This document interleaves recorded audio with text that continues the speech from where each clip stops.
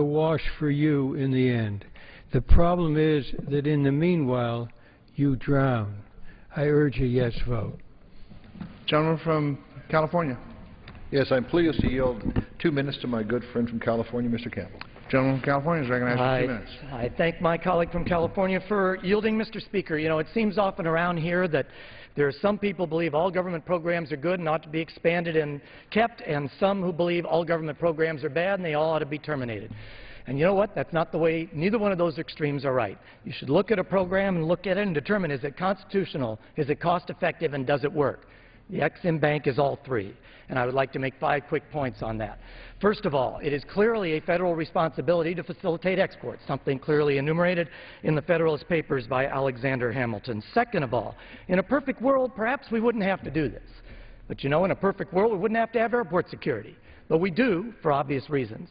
And we have to have this because lots of other countries do, and we will not be competing on a level playing field. We will lose a lot of exports if we don't have this facility available for American companies exporting goods. Third, it hasn't cost the taxpayer any money. It's actually made $3.7 billion for the taxpayer. We're always talking about so many programs here that cost the taxpayer money. This hasn't. It doesn't, and it won't, and that is something that should be clear. Fourth, I know there's nothing wrong with big businesses, but many people, in America, we normally reward success. We celebrate success, and a big business is successful. But the fact is that 87% of the transactions from Ex-Im Bank are to small businesses.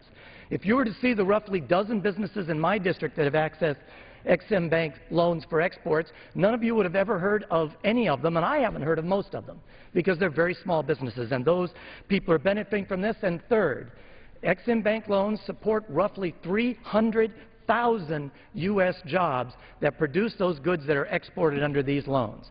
In this day, when we are looking for jobs in this country, these are 300,000 jobs supported by a bank that doesn't cost the taxpayer any money, that returns money to the taxpayer, and is clearly part of original intent. We should vote for this bill. I yield back my time. Gentlelady from New York. Thank you, Mr. Speaker. I yield 1 minute to the gentleman from Washington and ranking member of the Appropriations Committee, Mr. Dix. Gentleman from Washington is recognized for 1 minute. I thank my friend for yielding to me. I want to associate myself with Mr. Campbell's very accurate comments. Let me begin by extending my deepest thanks to one of my best friends, the Minority Whip, Mr. Hoyer, for his tireless efforts to reach an agreement with the majority on this bill.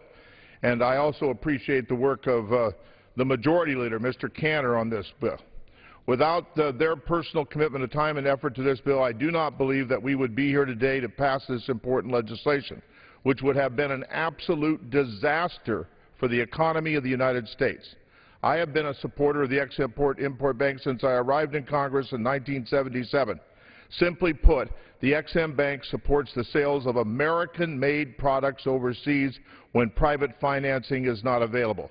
According to the Ex-Im Bank's 2011 annual report, the bank supported $32.7 billion in exports last year, over 288,000 American jobs. Many of these jobs are in the Pacific Northwest and in my congressional district. My time expired. I ask you unanimous consent to revise and extend and add additional information. But the important point is, let's vote for this bill. Gentleman from California. Yes, I'm pleased to yield 1 minute to the distinguished Majority Leader, the gentleman from Virginia, Mr. Cantor. Gentleman from Virginia is recognized for 1 minute. I thank the Speaker. I thank the gentleman from California. Mr. Speaker, I rise today to speak in favor of H.R. 2072, Securing American Jobs Through Export Act of 2011. Make no mistake, I am no fan of government subsidies. Export subsidies distort the free market and global trade. And in a perfect world, the Ex-Im Bank, along with its counterparts in Europe, Asia, and elsewhere, would not exist. But like any other barrier for trade, the best way to level the playing field and open up markets is through negotiation. Our country has long had a policy to negotiate an end to barriers which prevent the free flow of goods and services. And now, Mr. Speaker, for the first time with this bill, it will be U.S. policy to initiate and pursue negotiations to end government export subsidies. This is not just a worthwhile goal, it is actually an achievable one. Now, I know some suggest that we shouldn't negotiate and that we should just shutter the Export-Import Bank right now, that we shouldn't pass the bill. But I would tell my colleagues that I believe that amounts to unilateral disarmament. American businesses and American workers would suffer from unfair competition with subsidized foreign competitors. This bill, with these reforms, offers a better way. As important as ensuring that we do not unilaterally disarm American business is bringing strong, necessary reforms to the Export-Import Bank to protect American taxpayers is equally important. I'm pleased to say that this bill accomplishes both. The bill requires Ex-Im Bank to keep their default rate below 2%. If the bank's default rate exceeds 2%, access to any additional capital is shut off, while corrective action to bring the default rate below 2% would be instituted.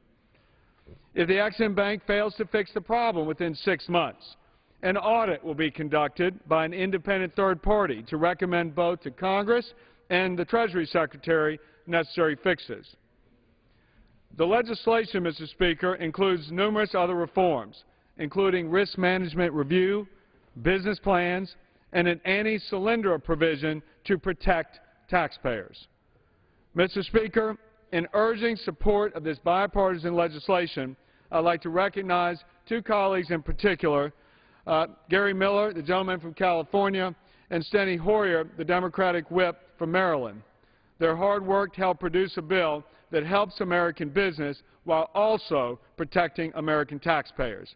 I urge passage of this bill and yield back the floor. Gentlelady from New York. Thank you, Mr. Speaker, and I yield 1.5 minutes to the gentlelady and my colleague from New York, Mrs. Maloney.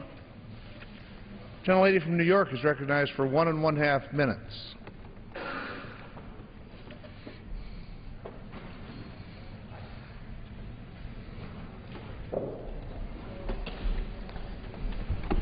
I thank my great friend and colleague from the great state of New York for yielding me the time and for her leadership in so many important areas before this Congress. And I rise in strong support of the Export-Import Bank Reauthorization Act.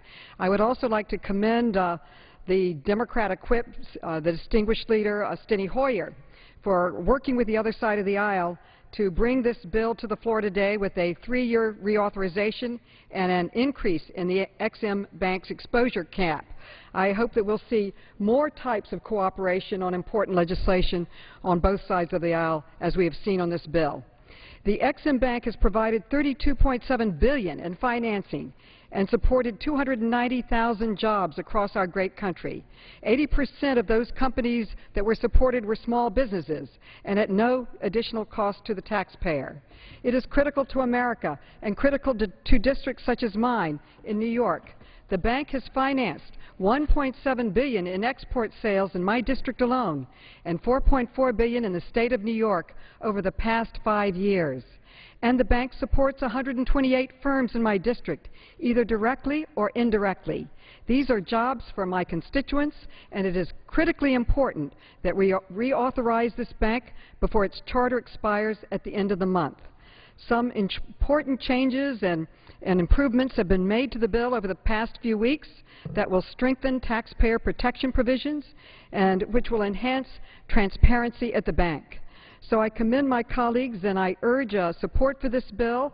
I hope we see more examples of bipartisan support on important projects as we're seeing today.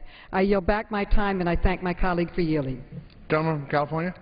Yes, I'm pleased to yield 1 minute to my good friend, a forceful conservative voice in Congress, my good friend, the gentleman from California, Mr. McClintock. Gentleman from California is recognized for 1 minute. I thank the gentleman for yielding to a dissenting point of view. Mr. Speaker, this program dragoons American taxpayers into subsidizing loans to foreign companies, making it cheaper for them to buy products from politically favored American companies, which in turn then use those products to compete against less favored American companies.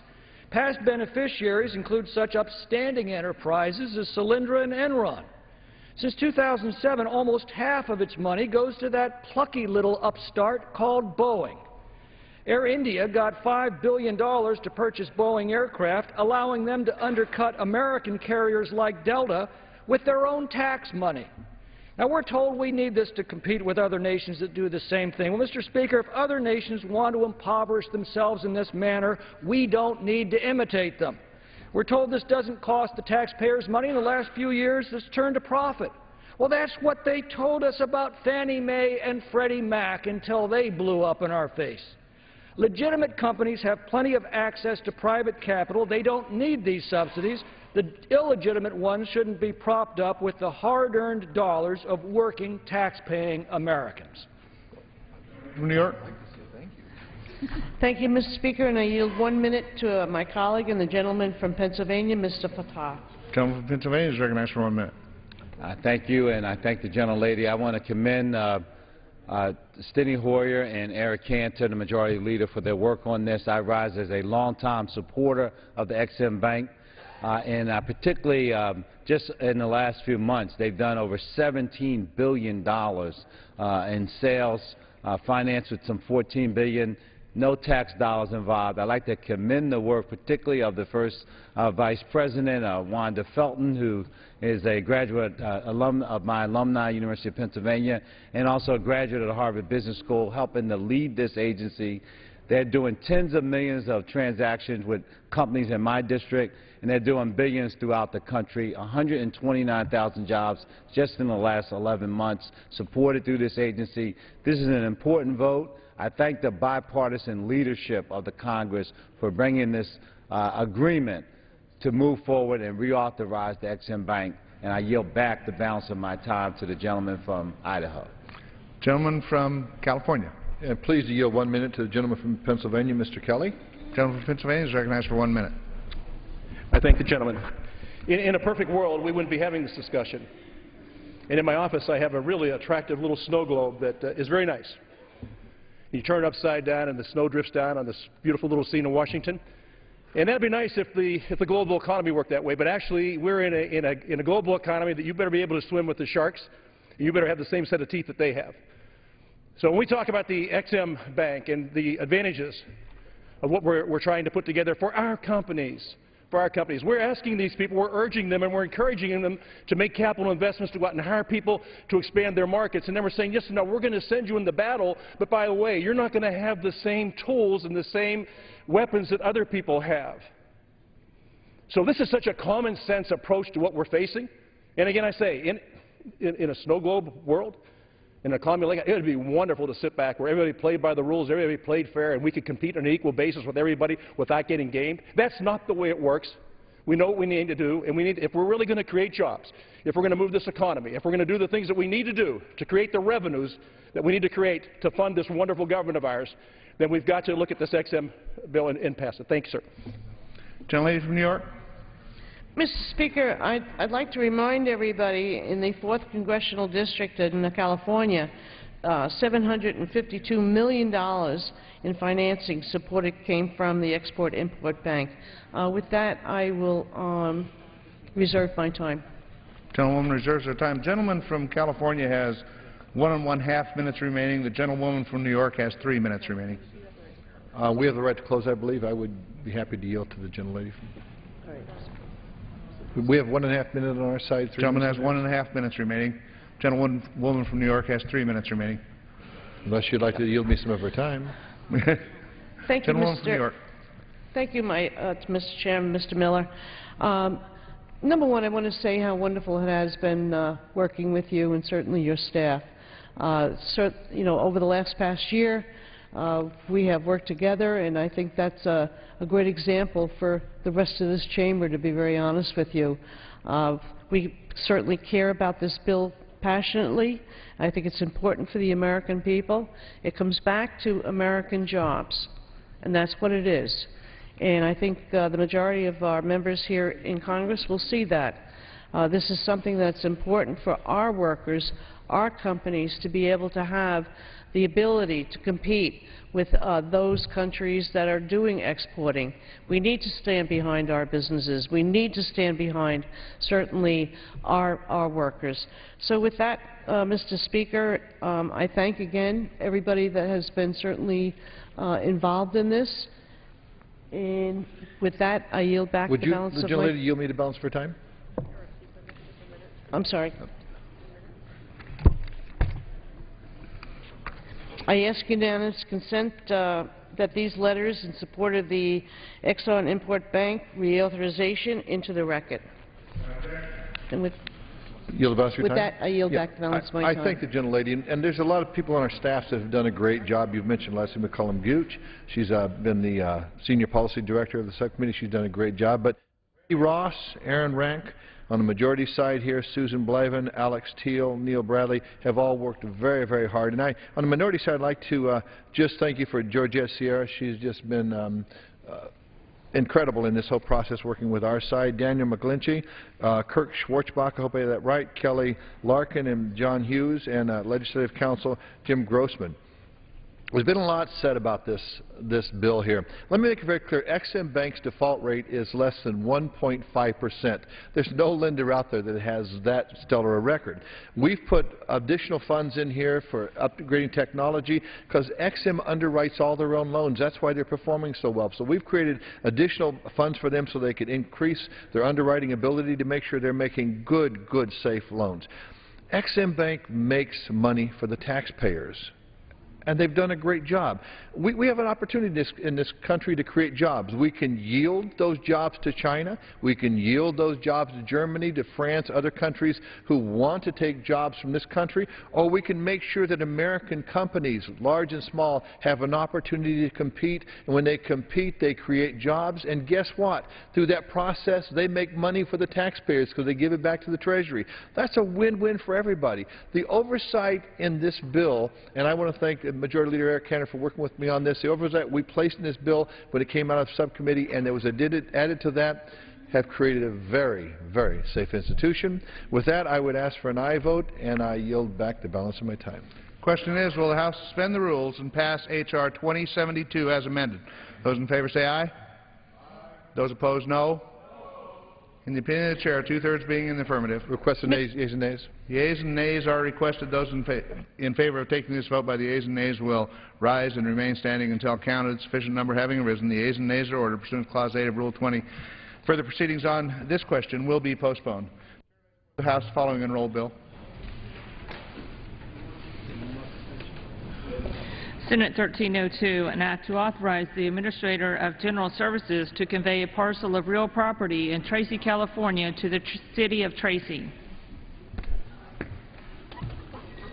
For what purpose does the gentlewoman from Florida rise? Mr. Speaker, I move that the House suspend the rules and pass H.R. 4133 as amended. Clerk will report the title of the bill. H.R. 4133, a bill to express the sense of Congress regarding the United States-Israel strategic relationship, to direct the President to submit to Congress reports on the United States' actions to enhance this relationship, and to assist the defense of Israel and for other purposes. Pursuant to the rule, the gentlewoman from Florida, Ms. Ross-Layton, and the gentleman from California, Mr. Berman, each will control 20 minutes. Chair recognizes the gentlewoman from Florida. Thank you very much, Mr. Speaker, and I yield myself such time as I may consume. Gentlelady is recognized. Thank you, Mr. Speaker. I rise in strong support of the United States-Israel Enhanced Security Cooperation Act of 2012, of which I am an original co-sponsor, and I thank the distinguished Majority Leader and Minority Whip for sponsoring this important legislation. The democratic Jewish state of Israel is our closest and most important ally. We share the same interests, we share the same values, and lamentably, we share the same threats. Today, 64 years after Israel's founding, these same shared threats to both of our nations are stark and they are growing, particularly the threat posed by the Iranian regime, which continues racing toward nuclear weapons capabilities, and by Iran's partner in crime, the Assad regime in Syria. Israel continues to face the danger of Iranian-sponsored violent extremists, including Hamas and Hezbollah, which continue to expand their capabilities to threaten Israeli citizens and its infrastructure with tens of thousands of rockets, mortars, and missiles. As a result of our shared commitments, the United States and Israel have worked together to advance technologies and policies to keep both of our countries safe and secure. Israel's proximity to the Iran, Syria, Hamas, Hezbollah nexus eliminates any room for error in Israel's defense capabilities. We are here today to reaffirm our unequivocal support for Israel's right to defend herself. And even beyond affirming Israel's right to defend herself, we aim to expand Israel's ability to protect her citizens against the dangers to which they are subjected to day after day. This bill expresses the sense of Congress that our country should support an increase to the totality of our bilateral security relations, from joint missile defense systems, intelligence cooperation, military exercises between the United States and Israel, to increasing Air Force training, as well as providing increased excess defense articles and munitions to Israel.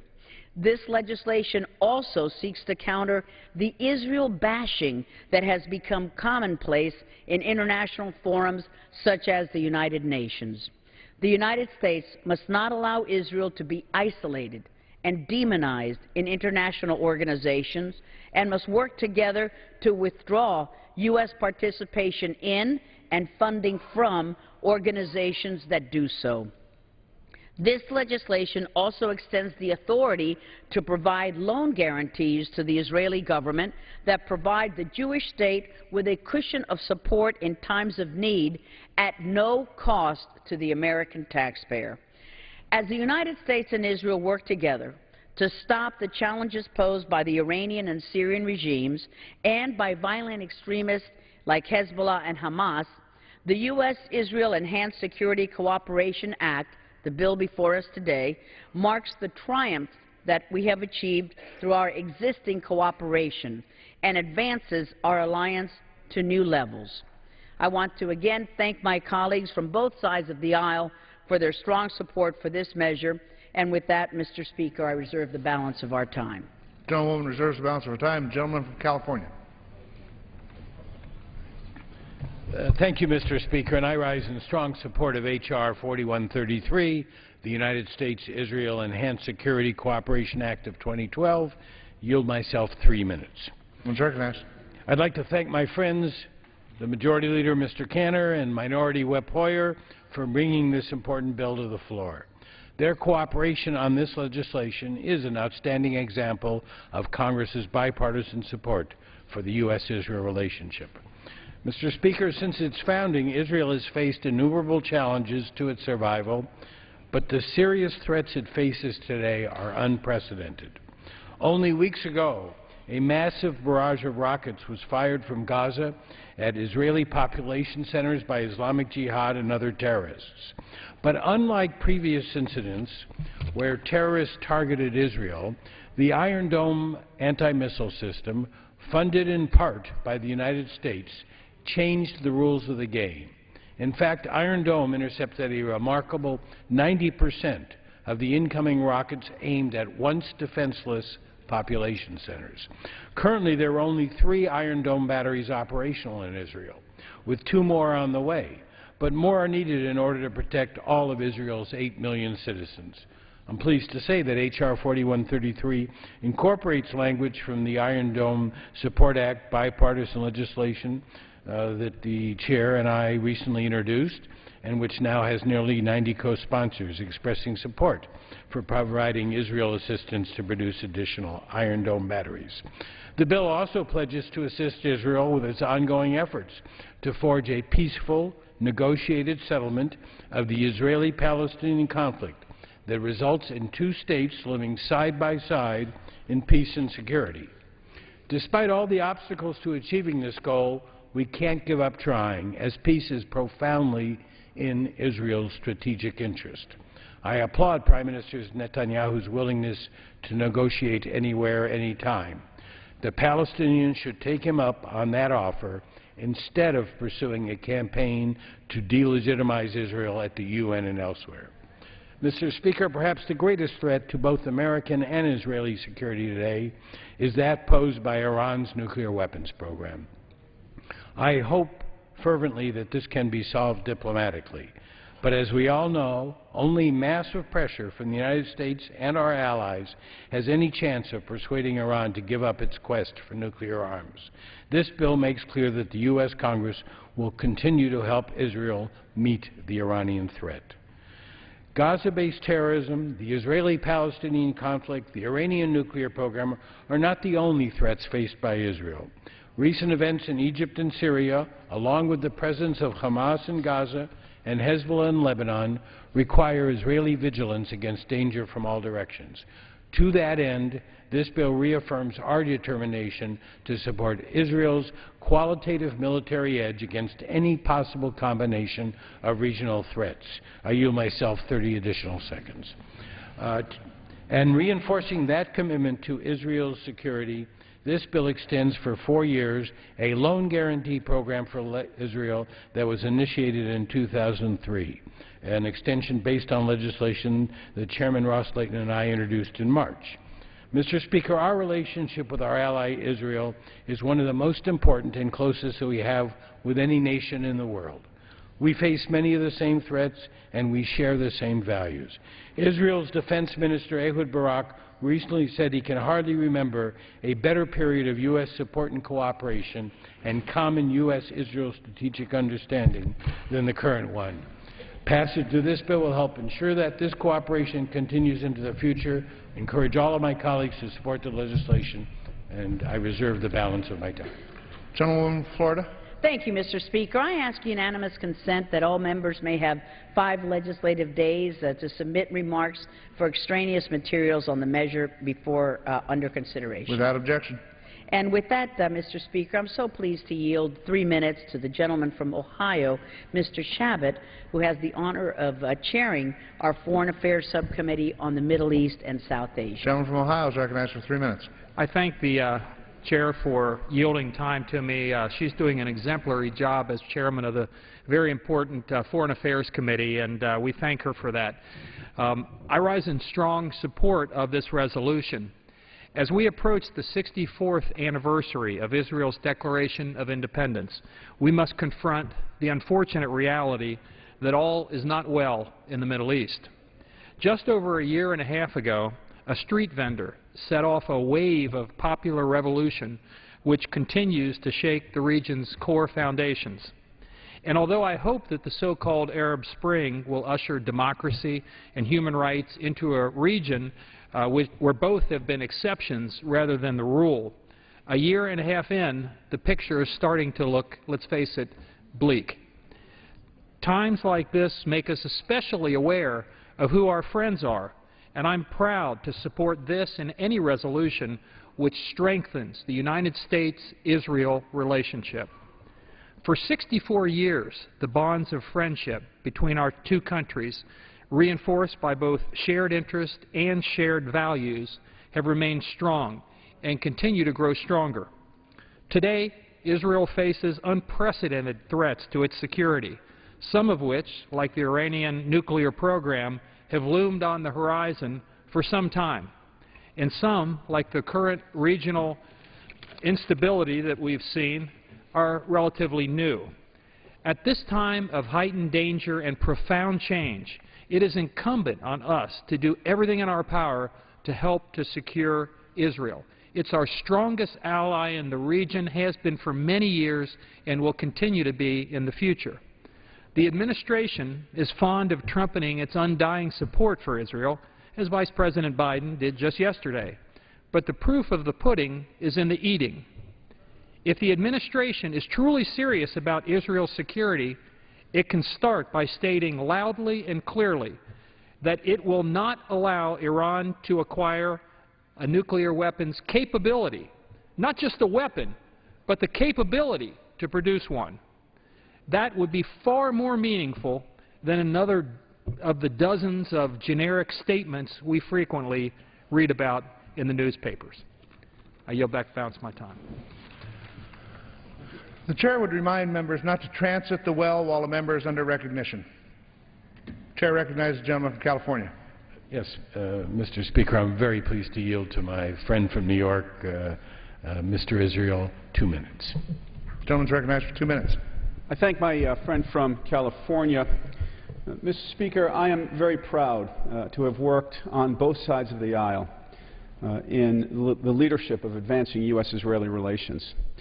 Proud of what I have done on a bipartisan basis to maintain Israel's qualitative military edge.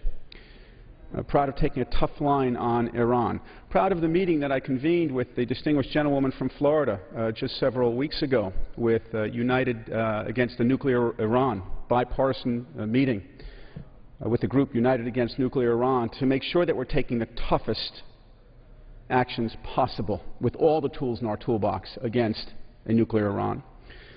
Proud to have called publicly for the arrest of the madman Ahmadinejad on charges of inciting genocide. Proud yesterday to have joined with the gentlewoman from New York, Ms. Lowy, and the gentleman from Florida, Mr. Deutsch, in calling for an investigation of whether U.S. taxpayer dollars have been used towards the Palestine Investment Fund. And today, very proud to rise in support of the U.S.-Israel Enhanced Security Cooperation Act. Mr. Speaker, sometimes certain fundamentals get lost in the shuffle. Here are the fundamentals. Israel is the most important ally we have in the world. Israel is the most important ally that we have in the world in the most dangerous region of the world. And the bonds between Israel and the United States are unshakable, can never be minimized, will never be weakened, for as long as both sides of the aisle continue to work side by side to advance that partnership. Of all the things we do here, one of the things I'm most proud of is our bipartisan support for Israel, and we will continue in that spirit, not only because a strong Israel is critical, but because a strong Israel means a more secure America. I thank the gentleman. I yield back the balance of my time. Gentlelady from Florida. Thank you, Mr. Speaker. I'm pleased to yield 3 minutes to the gentleman from Texas, Judge Poe, a member of our Committee on Foreign Affairs and the Committee on Judiciary. The gentleman is recognized for 3 minutes. Thank you, Mr. Speaker. I thank the gentlewoman for yielding. Mr. Speaker, America's support for Israel is not new. Thomas Jefferson, Benjamin Franklin, both wanted the likeness of Moses leading the children of Israel to serve as the great seal of the newly independent United States of America. In fact, in the center of this chamber, in the relief portrait that is directly in front of me, looking down on this house, is the portrait of the great lawgiver, Moses. John Adams wrote that he really wished the Jews had in Judea an independent nation. So in 1948, when Israel finally became a modern, independent Jewish state, the United States recognized Israel in just 11 minutes. Today, our support for Israel cannot waver, it cannot wane, and we cannot grow weary in proclaiming the absolute right of Israel to defend itself. Israel's interests are America's interests. They are on the front lines against terrorists like Hezbollah and Hamas. They are surrounded by nations that do not like them.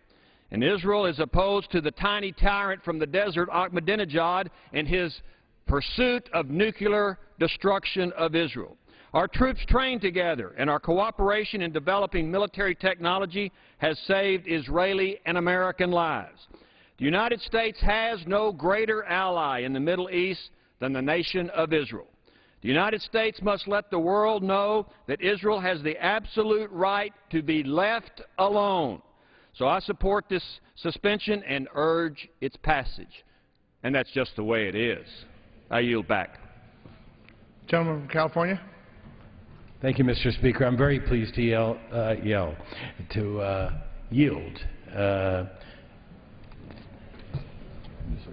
3 minutes to the very distinguished member of the Foreign Affairs Committee, the ranking member of the Western Hemisphere Subcommittee, on a resolution that does not affect it does affect the Western Hemisphere because it affects us. Thank you. Gentleman from New York is recognized for 3 minutes. I thank the gentleman from California, and I rise in strong support of this resolution. I want our colleagues to hear what's been going on here on the House floor. At a time when Congress has been derided as not being able to get its act together, when people say Democrats and Republicans cannot agree on anything, when people say that Congress doesn't know how to work together and meet in the middle. What are we hearing? We're hearing Democrats and Republicans alike expressing strong bipartisan support for Israel, expressing strong bipartisan support for the U.S.-Israel relationship. We know that the United States and Israel have so much in common. We have common feelings of democracy. We have common mores. We have common people who understand what democracy is all about. Israel is the only democracy in the Middle East, and faces threats from terrorist groups like Hezbollah and Hamas. Israel is willing to sit down and negotiate with the Palestinians with no preconditions. Prime Minister Netanyahu has said that many, many times, and he's been rebuffed by the Palestinians, who want all kinds of preconditions before they'll even sit down and talk with Israel. And of course, Iran looms large. Iran must never be allowed to have a nuclear weapon. Iran is not only a threat to wipe Israel off the face of the earth, as that lunatic Ahmadinejad has said, but Iran is a threat to the West, to the United States, and to NATO as well. So what are we doing here this afternoon? We're rising in strong support of H.R. 4133, the United States-Israel Enhanced Security Cooperation Act. This important bill reaffirms that Congress stands shoulder to shoulder with Israel as it faces numerous challenges in the weeks and months ahead. It restates U.S. policy that America must provide Israel with the capability to defend itself and preserve its qualitative military edge. It increases military and civilian security cooperation between our two nations in order to prevent Iran from achieving nuclear weapons capability, and it supports a negotiated settlement of the Israeli-Palestinian conflict based on a two-state solution, and it encourages Israel's neighbors to recognize the Jewish state, and Israel must be recognized as a Jewish state. As importantly, though, I think this bill also shows that even as partisan runs through Congress, support for Israel remains rock solid and bipartisan. Democrats and Republicans, as I said before, are here on the floor together saying that we need to support the U.S.-Israel relationship and defending Israel's inherent right to self-defense. With more than two-thirds of Congress co-sponsoring this legislation, I think the message to Israel's detractors is clear. The United States will stand with the Jewish state for now and forever. I thank you, Mr. Speaker, and I yield back the balance of my time. Gentlewoman from Florida. Thank you, Mr. Speaker. What an honor it is to yield 1 minute to our esteemed Majority Leader, Mr. Cantor, the co-author of this important legislation. Gentleman from Virginia is recognized for 1 minute. I thank the Speaker, and I thank the gentlelady from Florida. Mr. Speaker, today the House will vote on the bipartisan U.S.-Israel Enhanced Security Cooperation Act. This bill reaffirms Israel's right to defend itself against threats and puts the Congress on record about America's long-standing commitment to the U.S.-Israel strategic relationship, a unique and special relationship founded on shared interests and shared democratic values. My friend Democratic Whip Steny Hoyer and I introduced this legislation to ensure that during a time of such instability, threats to Israeli and American security will be answered with strength and resolve. Unfortunately, even during periods of calm, Israel lives in a tough neighborhood. And because our national interests are so often linked, Israel is often at the front lines of responding to threats to both of our security. This is true when it comes to a shared fight against radical Islamist terrorism, and is certainly true when it comes to Iran.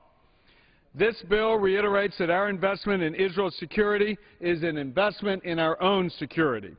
I want to thank Mr. Hoyer, as well as Chairman Ross Leighton and Ranking Member Howard Berman, who joined us in drafting this legislation. I thank them for their hard work and for their steadfast leadership as defenders of our great ally in the Middle East.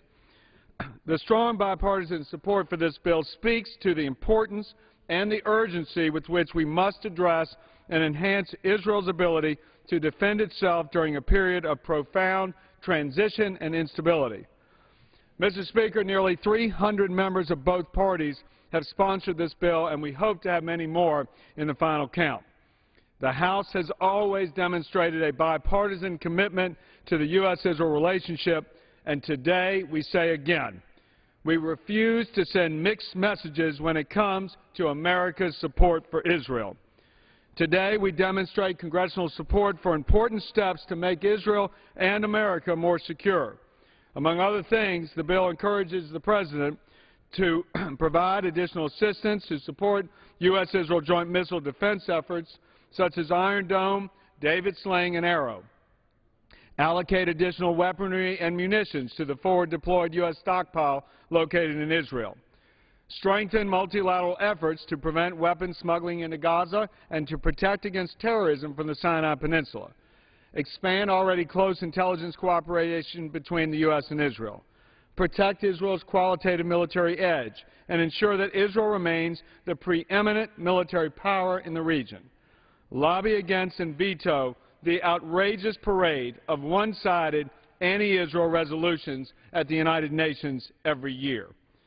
The bill also extends a long-standing loan guarantee program for Israel, recognizing its perfect record of repaying its loans on time and in full. Mr. Speaker, this could be a very hot summer in the Middle East. Egypt is likely to elect an Islamist government. While we all hope Egypt's new government keeps the peace that has held for 30 years, the future is uncertain. Syria is consumed by civil war, with a vicious dictator backed by Iran and Hezbollah murdering his own citizens, fueling sectarian tensions and giving rise to radicalism. Iran continues its decades-long effort to acquire a nuclear weapons capability. Sanctions may be hurting Iran's economy, but Iran's leaders thus far remain wedded to pursue their dangerous goal. Iran continues to support terrorism, providing lethal support to Hezbollah, Hamas, and the Taliban. The United States and Israel share an important strategic goal: preventing Iran from acquiring a nuclear weapons capability and combating its terrorist proxies.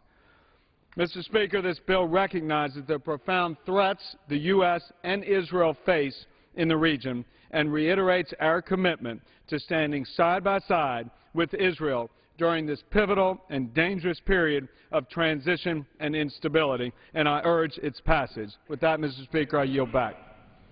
Gentleman from California. Mr. Speaker, I'm very pleased to yield to the other co-sponsor of main co-sponsor of this legislation, our Democratic whip, a leader for so many years on the issue of the U.S.-Israel relationship, Mr. Hoyer of Maryland. I thank my friend, Mr. Berman. 4 minutes. Gentleman's recognized for 4 minutes. Thank you, Mr. Speaker. I thank my friend for yielding. I've known Mr. Berman for almost half a century. He has been an extraordinary leader as a young person, as chairman of this committee, as ranking member on this committee, and I want to thank him for his leadership on this issue. He has been instrumental. I want to thank my dear friend in whose district I used to live so many years ago, Eliana Ross-Leighton, the chairman of the Foreign Relations Committee, Foreign Affairs Committee. Thank her for her leadership and her commitment. She has been a stalwart. Mr. Speaker, at a time when there is great disagreement on a number of important issues, we are reminded today that Democrats and Republicans stand together when it comes to supporting our friend and ally, Israel. I am proud to be a lead co-sponsor of the U.S.-Israel Enhanced Security Cooperation Act, along with my friend, the Republican leader, Mr. Cantor, who just spoke. This bill enshrines in law the deeper military and security cooperation that the Obama administration has forged with Israel and made a very high priority. President Obama's predecessor, President Bush, responsible for forging and continuing that relationship, as were his predecessors. Today, with greater uncertainty in the Middle East and the continued pursuit of nuclear weapons by Iran, close security cooperation between the United States and Israel has never been more important.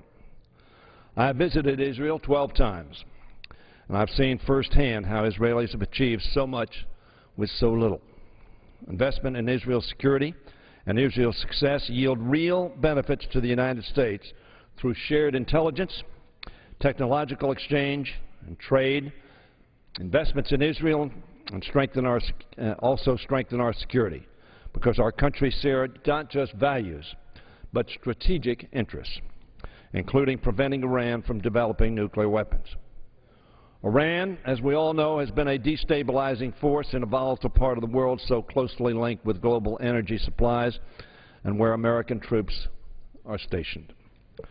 In response, this administration has coordinated with our European allies to impose the strongest sanctions Iran has ever faced. This bill will enable even closer military and security ties with Israel so we can further deter Iran from developing nuclear weapons capability and work together to create and to combat terrorism that threatens both of our countries. I want to recognize in particular the hard work of my friend and colleague, as I said earlier, Howard Berman, the ranking Democrat in the Foreign Affairs Committee. He and Eliana Ross-Layton have been a real team, real partners in this effort, as I and Mr. Cantor have been. Mr. Berman has been instrumental in securing funding for the Iron Dome anti-missile defense system that was jointly developed and will be deployed on Israel's borders to protect against short-range missiles Iran provides to terrorist groups like Hamas and Hezbollah. Thousands of those missiles. As Israel continues its pursuit of secure peace, we in Congress will continue to stand together in support of Israel and in recognition of the values and ideals our countries share. This resolution, in part, is so that there will be clarity, that there will be no confusion. There needs to be a clear understanding of all those who would threaten Israel that the United States stands with her, because it is in the United States, security interest to do so, and because it is morally and ethically the right thing to do as well. We all hope for two states living side by side peacefully, with families secure, that they can raise their children in a future that will bring peace and prosperity and tranquility in a troubled neighborhood of the world. I urge my colleagues to enthusiastically support this resolution and yield back the balance of my time. Gentlewoman from Florida. Thank you, Mr. Speaker. I'm pleased to yield 2 minutes to the gentleman from Pennsylvania, Mr. Kelly, an esteemed member of our Committee on Foreign Affairs. Gentleman from Pennsylvania is recognized for 2 minutes. I thank the gentlelady. Mr. Chairman, I rise in strong support of the resolution. Having had the opportunity to visit Israel last summer, I think the Premier Netanyahu puts it best when he says, in this region of the world, we are you and you are us. We not only share the same value systems, we share the same beliefs and the same threats that Israel faces, not just from time to time, but every day. And so it is absolutely critical for this partnership that we have, the relationship between the United States and Israel, to go forward. And the message needs to come from this House that from today and forevermore, the United States will always be standing strong with Israel, standing with Israel in every issue, and in the neighborhood, which has been referred to by our colleagues, that Israel exists in, the most dangerous and unstable area in the world today. It is absolutely critical that we reaffirm our relationship with Israel and our support for Israel. The Iron Dome is actually the most critical piece of defense that Israel has. It protects it from a neighborhood that wishes to destroy it and annihilate it. So I thank the gentlelady for allowing me to come before you, and I yield back my time. Thank you, sir. Gentleman from California. Great America. Mr. Speaker, I have no more requests for time and reserve the balance of my time. Gentleman reserves the balance of his time. Gentlelady from Florida. I thank my good friend from California. We just have a few more speakers. I'm so pleased to yield 2 minutes to the gentleman from Pennsylvania, Dr. Murphy, a member of the Committee on Energy and Commerce. Gentleman from Pennsylvania is recognized for 2 minutes.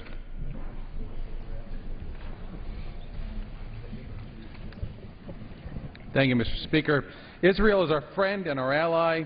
Israel is an island of democracy that supports freedom and religious tolerance, where a Christian church, a mosque, and a synagogue will peacefully exist on the same street. In neighboring countries, Christians are prohibited from building churches, are prohibited from assembling to worship, and in some cases, their churches are burnt down. Israel respects and preserves the rich history of many faiths and cultures. Israel promotes invention, creativity, and economic development. Neighboring countries like Iran are committed to developing nuclear weapons and the missiles to deliver them, and have vowed to annihilate Israel and commit genocide against its people. Israel is fighting terrorist groups like Hamas and Hezbollah and has suffered real attacks and the threats of future attacks of tens of thousands of rockets rained down upon their people. Israel needs and has every right to develop defenses such as Iron Dome, David Sling, and the Arrow missiles to defend themselves from these very real threats. Israel has been there for us during times of threat and times of peace, and we will be there for them. Israel has been a partner in medical, scientific, and technological innovations. Israel has stood with us to fight terrorist threats against our nation and other freedom-loving nations. For these reasons and more, there are several facts which we must recognize and support. Israel has a right to defend itself. We will stand firm with them. We will not turn a deaf ear to the anti-Semitic language and those nations who speak it. We cannot and will not be a part of the dangerous indifference of nations and peoples to say it is not our problem. We will not be a part of the denial among those who refuse to see the hatred and threat from Syria, Iran, Lebanon, and other nations. We will support Prime Minister Netanyahu's call for a negotiated peace with the Palestinian Authority with a two-state solution. So let us approve H.R. 4133 and show that when we say never again, that we mean it. Because the cost of passivity, the cost of doing nothing, is far too expensive in lives and money. I yield back. Gentlewoman from Florida. Thank you, Mr. Speaker. I'm pleased to yield 2 minutes to the gentleman from South Carolina, Mr. Duncan, who's a member of our Foreign Affairs Committee and also Homeland Security and Natural Resources Committee. Gentleman from South Carolina is recognized for 2 minutes. Thank you, Mr. Speaker, and I want to thank the chairwoman for giving me this opportunity to talk about the reason the United States should stand with Israel. You know, I brought my oldest son, who's in the gallery today. His name's Graham, and I wanted him to hear, and people of his generation to hear and understand that America stands with Israel, that we were there at the beginning and the foundation of that nation.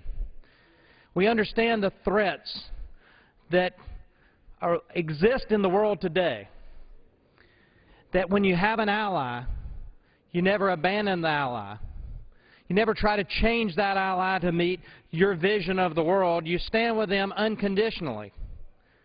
America stands with Israel in the defense of that nation. We stand with Israel in the prosperity of that nation. We stand with Israel in the good times and the bad times. We've been there from the beginning, and we will be there today, and we will be there tomorrow. It's important for this generation to understand America plays a very vital role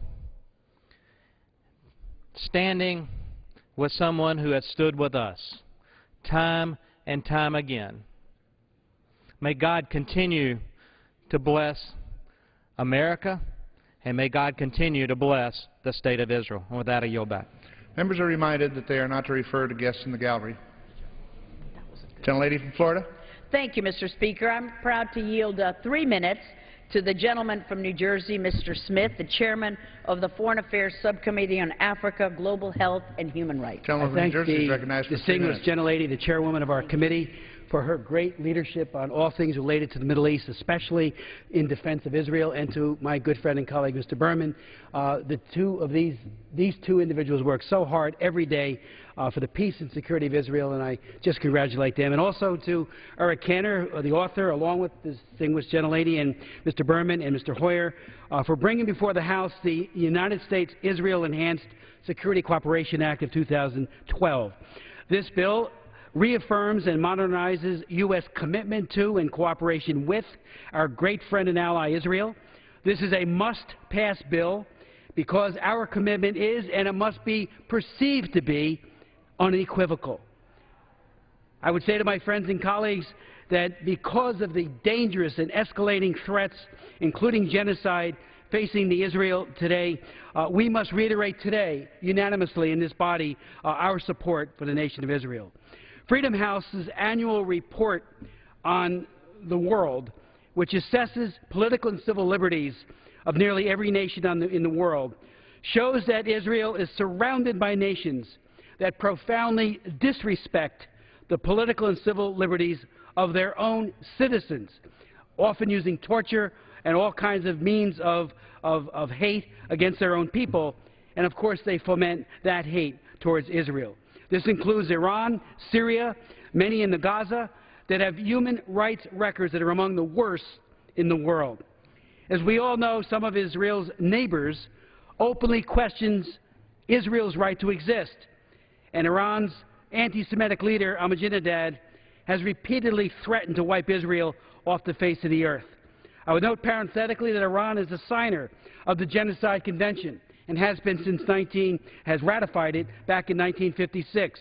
Where is the United Nations, especially those who enforce the Genocide Convention, when those kinds of barbaric statements are made by the likes of Ahmadinejad?